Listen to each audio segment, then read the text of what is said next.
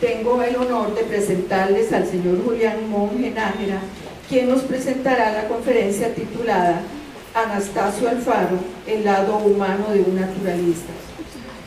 Me voy a permitir presentarles a nuestro conferencista. Don Julián Monge Nájera es editor, científico, ecologista, educador y fotógrafo. Por muchos años ha sido consejero científico de la BBC y de la National Geographic Society y editor del Informe Geo de las Naciones Unidas. Se ha desempeñado como investigador del Instituto Smithsonian, Museo Nacional de Costa Rica, Universidad de Costa Rica y Universidad Estatal a Distancia de Costa Rica. Ha sido parte de proyectos de investigación de prestigiosas universidades en Suecia, Australia, China, Estados Unidos y miembro del grupo de especies amenazadas de la IUCN en Suiza. Autor y coautor de 20 libros publicados por varias universidades costarricenses y extranjeras. Ha escrito cerca de 60 artículos científicos sobre ecología tropical, biogeografía y evolución, contaminación. Ha publicado en periódicos de Europa, Costa Rica y Estados Unidos, incluyendo en la prestigiosa Linnean Society de Inglaterra. Ha escrito alrededor de 50 artículos educativos, 100 ensayos y 30 artículos. Don Julián ha sido editor de revistas científicas como la Revista de Biología Tropical, Venecia, Revista Latinoamericana de Derecho Médico, entre otras, así como de varios libros publicados por el INVIVO. Ha sido profesor de métodos de investigación, historia del pensamiento biológico, métodos de investigación, fotografía científica, biología general. En 1997, su biografía fue agregada en el ¿Quién es quién mundial? Y en el Diccionario Biográfico de Cambridge en 1998. Es considerado uno de los intelectuales más destacados del siglo XXI y es miembro fundador de la Academia de Producción en la UNED. En su honor ha sido denominada una especie de invertebrados en el Museo Natural de París. Sin más preámbulo, cedo la palabra a don Julián.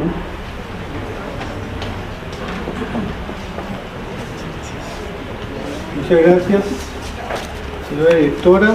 Muy buenos días, autoridades, compañeras, compañeros. Cuando yo era un niño, recuerdo que nos dieron una conferencia en la escuela Juan Rafael Mora, precisamente sobre Anastasio Alfaro. Y eso muestra las vueltas que da la vida. Yo no me imaginé que muchos años después iba a pasar por el caso un poco difícil de hablar de don Anastasio ante familiares de él que probablemente conocen muchas anécdotas personales, pues que yo no. Sin embargo, yo recuerdo con mucho cariño esa presentación y posiblemente lo que nos hablaron de don Anastasio cuando yo era un niño de quinto grado pudo haber influido que finalmente me dedicara también a las ciencias naturales. En la presentación, yo no sé si alguien me haría el favor de ayudarme con los cambios. Laura. Muchas gracias.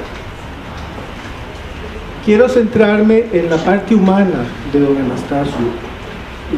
Así es como lo recordamos, pero ese fue un retrato formal que se hizo de él en sus últimos años, y yo quiero pensar más en cuando él era un muchachito joven, ya que tenemos representantes acá del colegio, contarles que la vida fue muy dura desde sus inicios para él, porque a los 5 años falleció su mamá, y obviamente ese es un golpe muy fuerte para cualquier niño.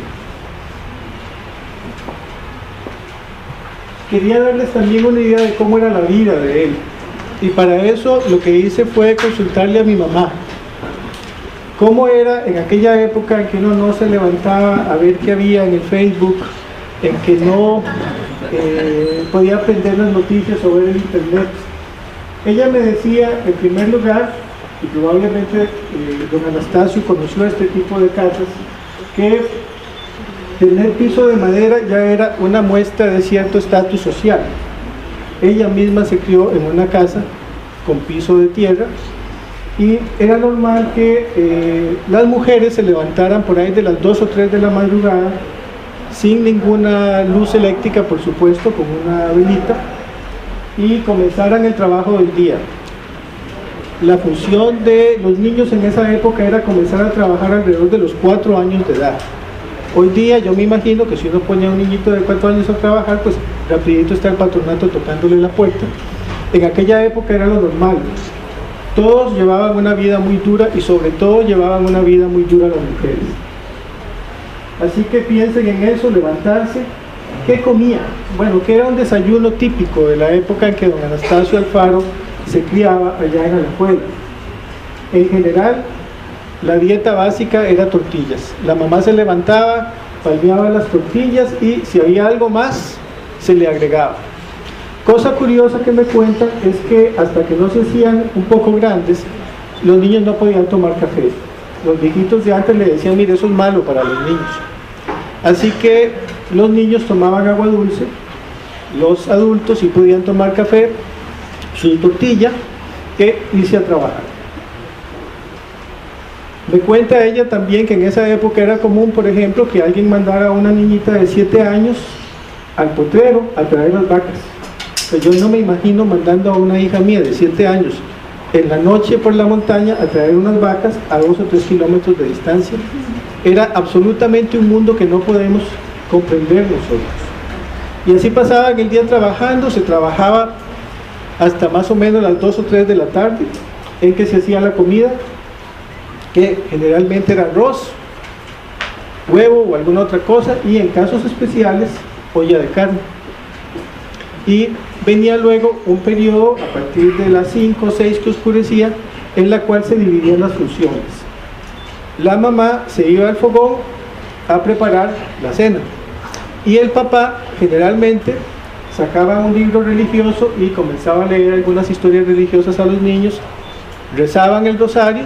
Yo recuerdo todavía que yo iba donde mi abuelita y no nos daba de comer hasta que rezábamos por lo menos un rosario completo. Y ya era noche.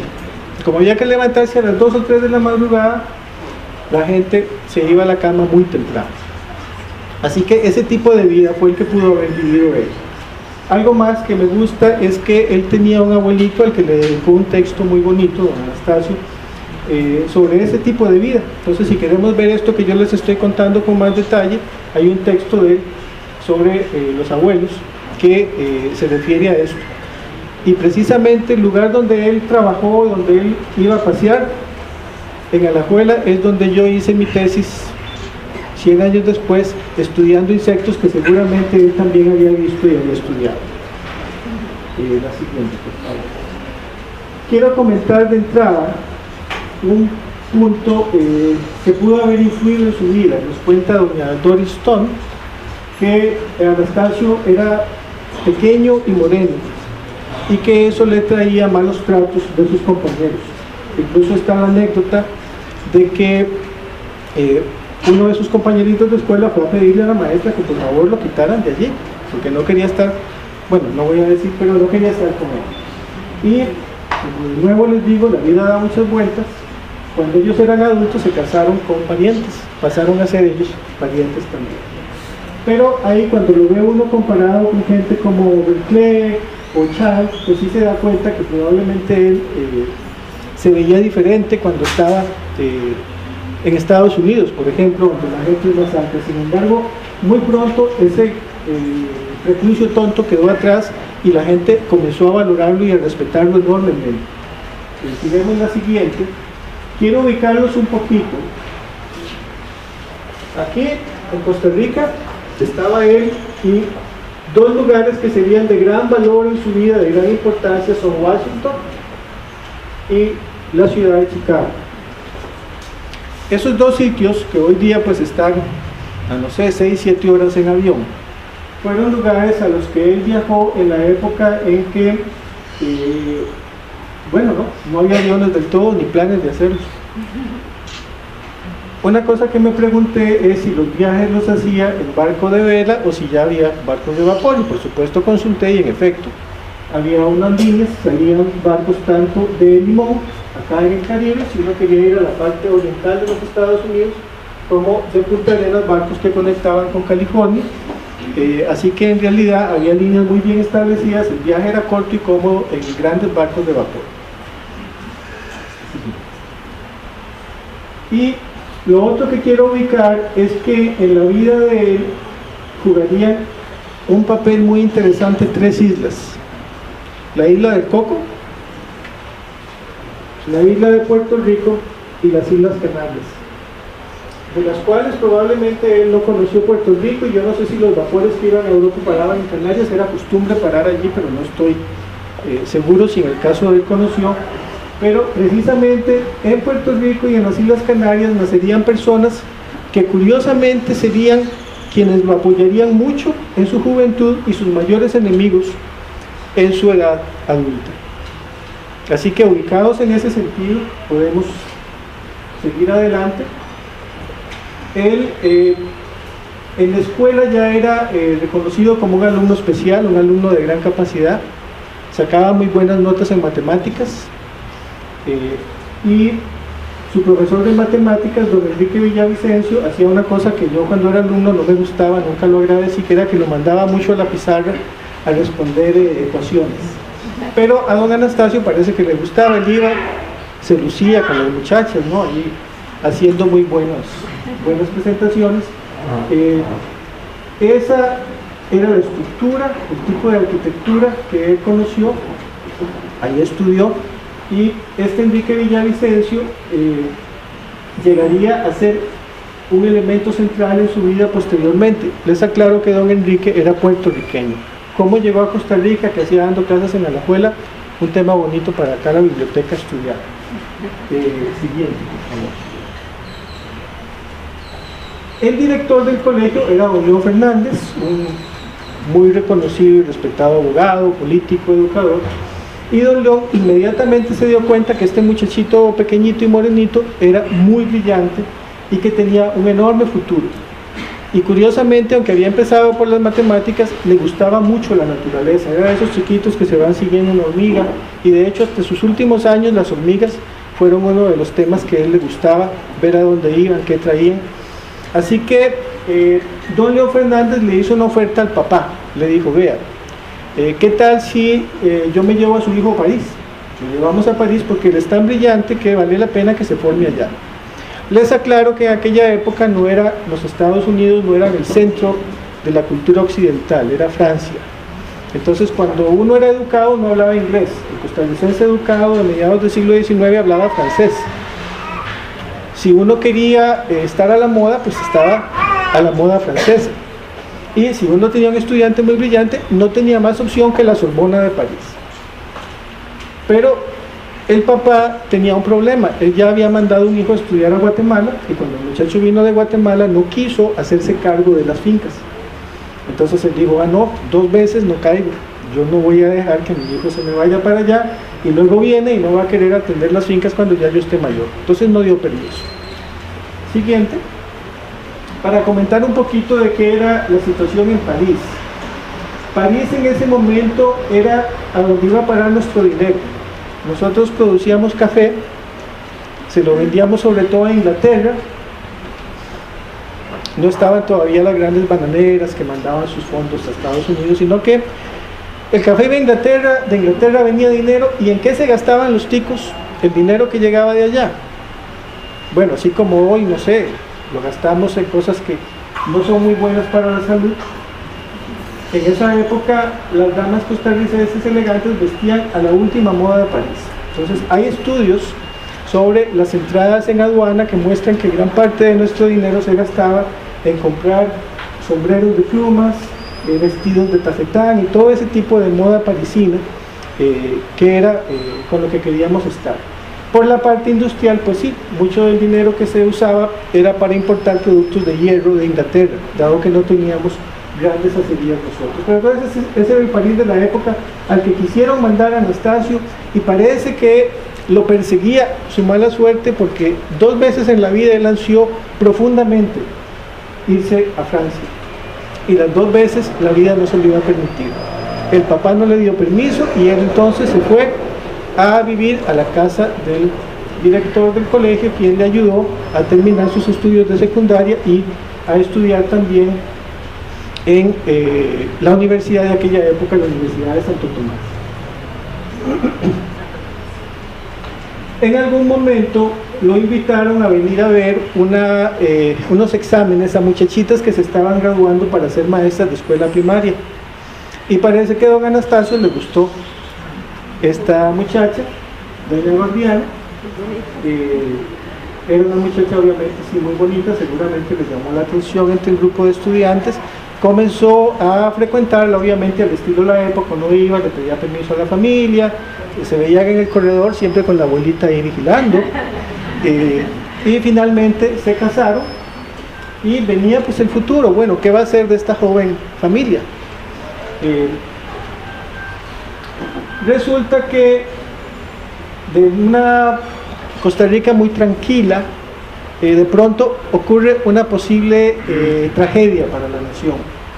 El general Justino Rufino Barrios decide, un general guatemalteco, decide que quiere volver a formar la República Centroamericana de la que formaba parte Costa Rica en su época. Costa Rica pues ya estaba separada, Nicaragua también, y lo que pasó es que Costa Rica, Nicaragua y Honduras o El Salvador se alían, para luchar contra Barrios, Rufino Barrios. Yo me pregunté, bueno, ¿este señor quién era? Primera complicación es que resulta que había 2 general Barrios y los 2 lucharon por lo mismo, entonces tuve que corroborar que realmente era él. Yo diría que tenía cosas buenas y cosas malas.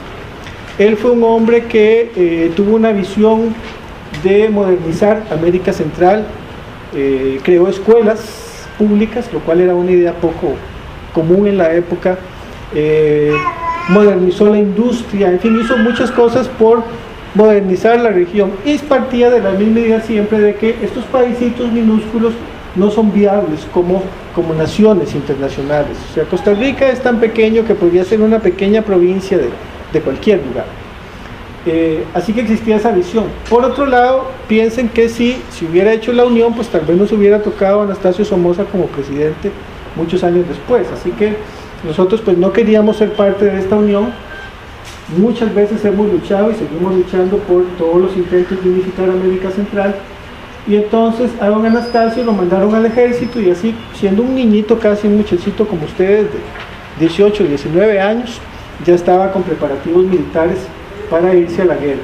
Fue muy duro. Imagínense lo que es para doña Gordiana, recién casada, que descubrió que estaba embarazada, y les cuento que saqué todos los meses y sale bien, no hay problema.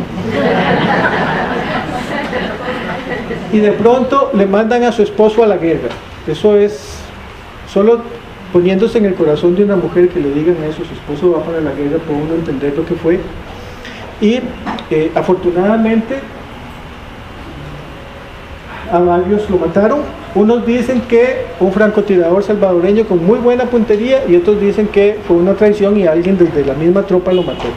La cosa es que ahí acabó el intento y quedó desmovilizado don Anastasio. Lado bueno, ya no tenía que ir a la guerra. Lado malo, se quedó sin trabajo. Entonces, siguiente por favor. Bueno, esta es la familia de una foto que conseguí. Obviamente ahora vimos algunas más y tenemos el honor pues, de tener aquí representantes de su familia. Entiendo que está él, la esposa, hijas y nietos, me imagino, ¿verdad? ¿Usted está allí en esa foto? Sí. Ay, no, no sé, bueno.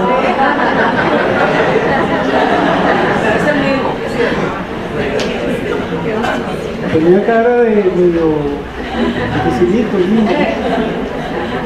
Bueno, un gran honor que usted esté aquí. Muchas gracias. Muchas gracias. Siguiente, por favor. Entonces, volvemos a las Islas Canarias. De las Islas Canarias vinieron 2, supongo yo, refugiados, don Valeriano y don Juan Fernández Ferraz,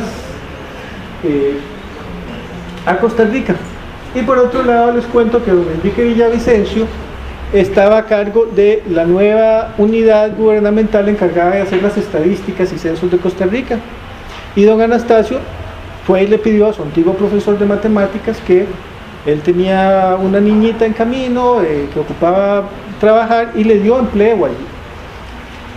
Además, recuerden que era muy bueno para las matemáticas. Eso, vean muchachos, ser muy bueno en matemáticas en el colegio le consiguió un empleo después cuando lo ocupaba urgentemente. Incluso don Valeriano fue director del colegio donde estudió Anastasio. Y don Juan, que es el señor de la derecha mía,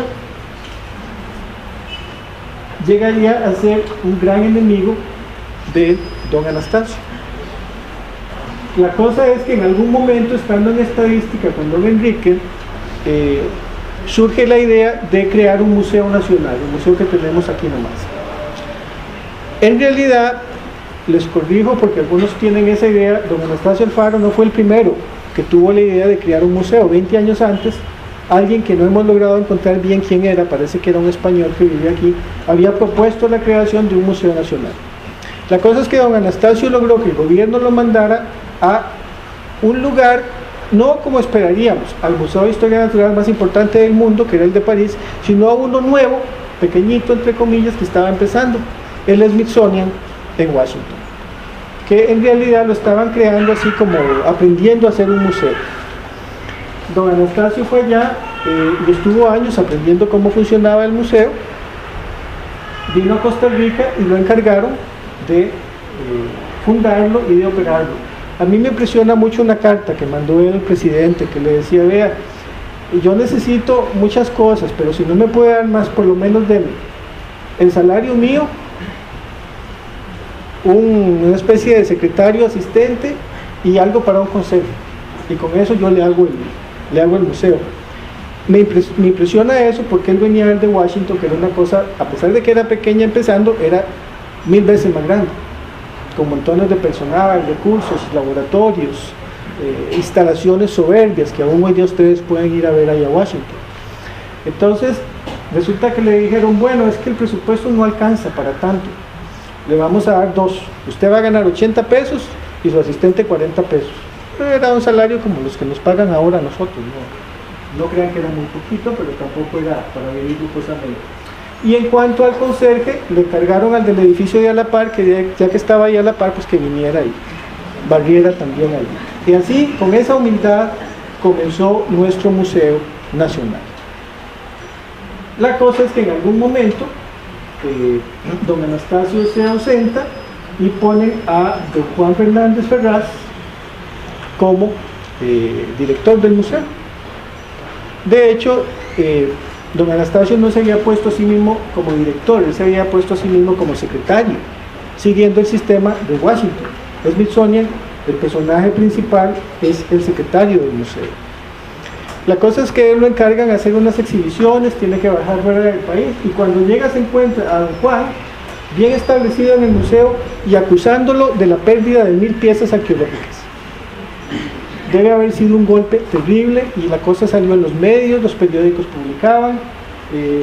Resulta que Valeriano era director de la prensa libre, entonces yo me imagino que tenía mucha facilidad de publicar cosas ahí a favor de su hermano Juan.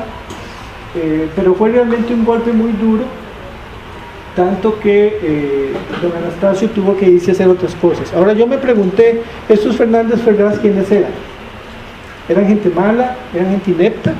¿Por qué atacaba don Juan a don Anastasio? Y no, resulta que ellos eran idealistas de la educación, que traían una visión totalmente novedosa, inspirada en el krausismo alemán, con una idea de que en lugar de leerse 8 horas diarias de escuela o colegio, libros de texto griegos antiguos, ellos trajeron la idea de lo que hacemos ahora. Hay prácticas, los estudiantes salen al campo, hacen dibujos, o sea, realmente tenían una visión que mejoró mucho la educación costarricense. Entonces no eran en ese sentido personas detestables.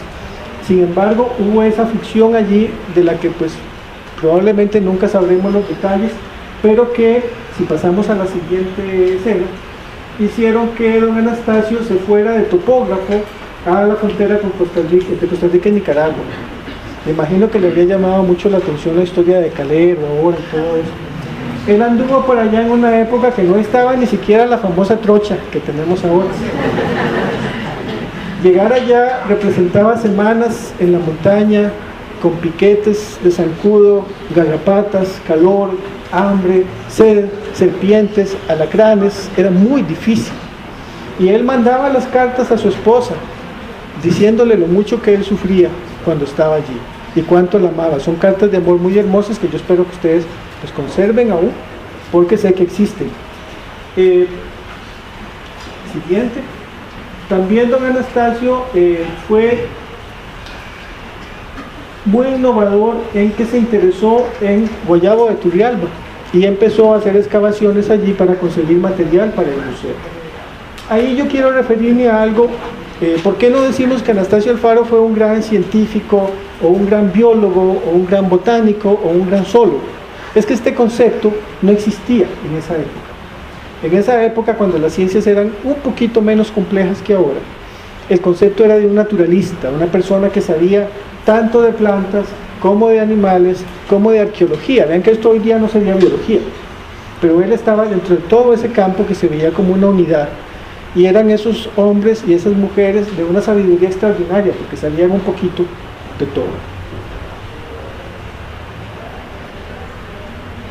En algún momento él va a una exposición en Madrid, donde recibe muchos honores con material de Costa Rica, y donde más se llenó, digamos, su logro fue la gran Exposición Universal de Chicago.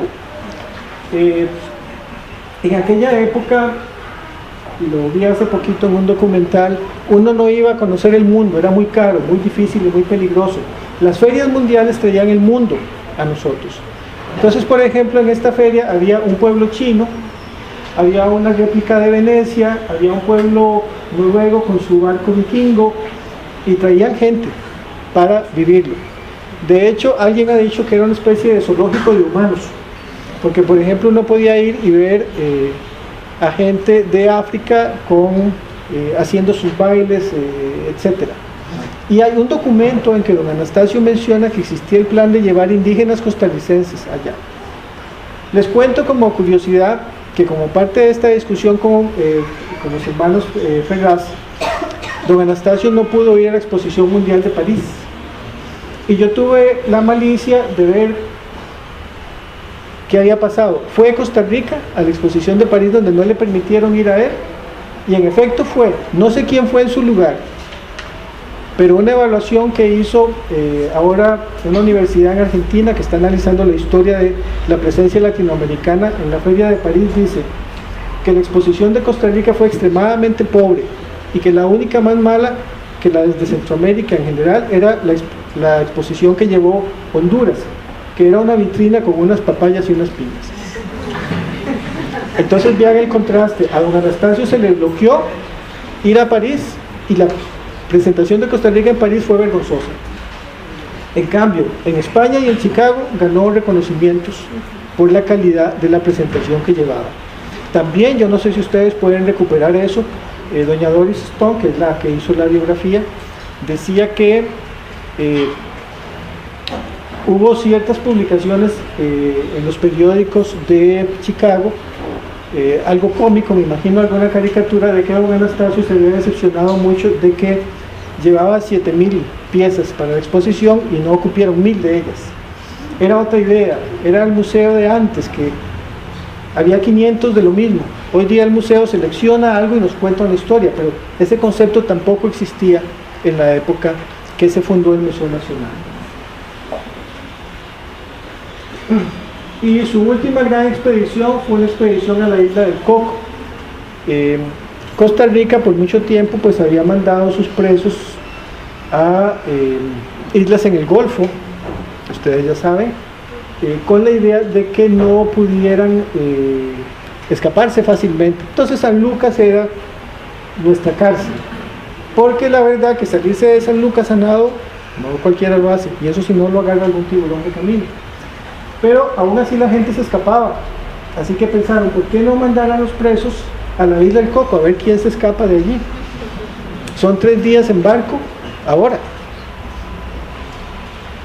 Entonces el gobierno mandó una expedición y don Anastasio, Viollet y el grupo de los científicos suizos que trabajaban en esa época acá, convencieron al gobierno de mandar naturalistas, no solo hacer un mapa de la isla y tomar pues, alguna forma de posesión científica, sino hacer otros trabajos. Así que él fue parte de la expedición y documentó la naturaleza de la isla. Finalmente, quiero redondear la historia de don Anastasio diciendo que fue un hombre muy respetado, muy noble, de grandes valores espirituales, pero también yo siento que él fue un hombre que nunca tuvo abundancias financieras, porque si uno ve, trabajó en el Liceo de Alajuela, trabajó en la escuela normal, trabajó en 3 o 4 sitios, trabajó de topógrafo, me recuerda mucho la vida que llevamos muchos en Costa Rica, de que un solo empleo no alcanza. Y sin embargo fue una familia ejemplar, una familia muy linda, en la cual se comenta que creían en una cosa escandalosa para la época, que era educar a las mujeres, porque si se van a casar, pues con que sepan cocinar y coser, está bien. Ellos no, ellos creían en que la mujer tenía también derecho a una educación. Y tal vez lo más duro fue pensar que él amaba tanto a su esposa que cuando ella falleció, él vivió solo unas pocas semanas más y se fue con ella. Muchas gracias.